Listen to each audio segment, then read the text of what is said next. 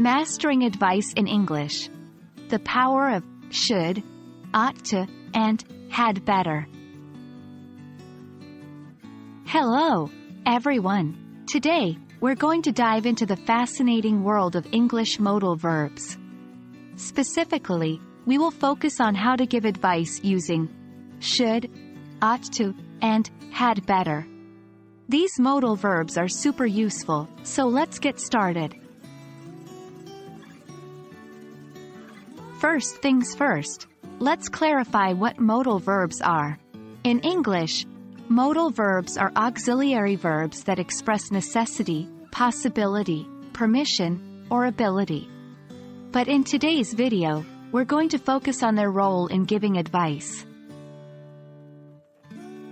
Should, ought to, and had better are often used when we want to give advice, make suggestions, or express what we think is the best thing to do in a certain situation. For example, you should eat healthier food. You ought to call your mom. You had better finish your homework before bedtime. The key thing to remember here is that all these three verbs are indicating a recommendation or advice. Let's start with should and ought to.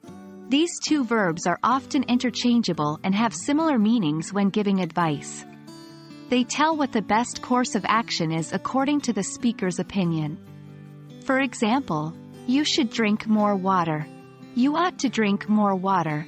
Both sentences are advising the person to drink more water.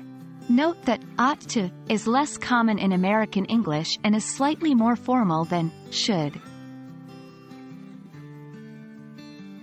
Now, let's talk about had better. This modal verb is used to give advice, just like should and ought to, but it implies a stronger recommendation and often suggests a negative consequence if the advice isn't followed. For example, you had better pay your bills on time, or you'll have to pay a late fee.